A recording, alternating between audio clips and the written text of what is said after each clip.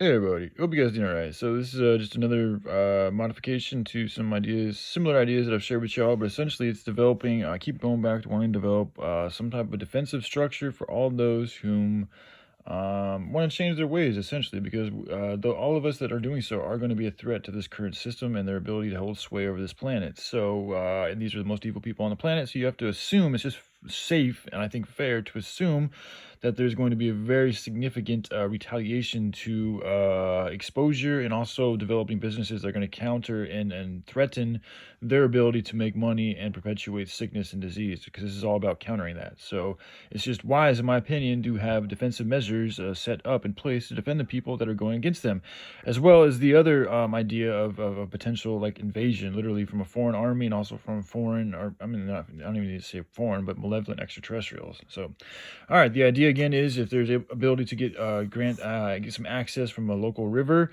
you could use the river's own current and momentum and thus energy to put right into some type of a circular type of a deal going on that goes around the whole perimeter of the castle or defensive structure area.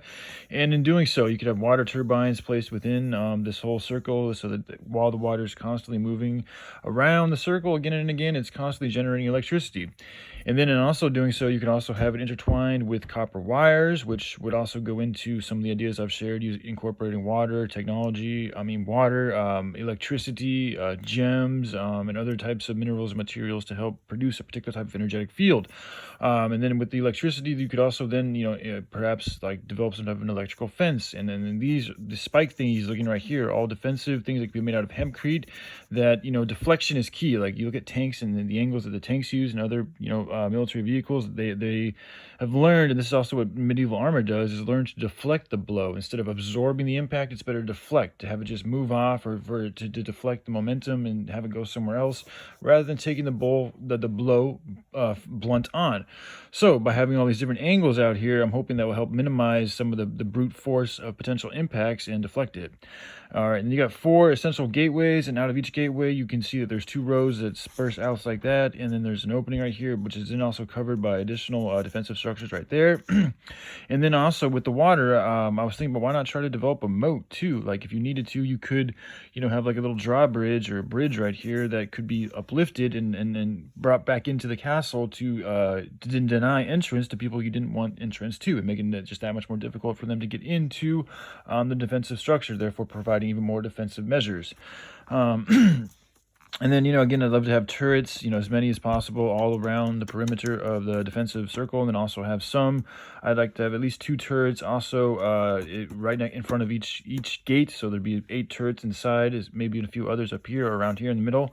Then you also have walls right here. So like the gates right here. So this is where people will be coming in. And I also want a defensive wall right here, so that in case there is some type of intrusion through the gateways, there at least be a wall right here to protect from against them just going straight to the middle. It just diverts their ability to flow and infiltrate into the castle as well as they can.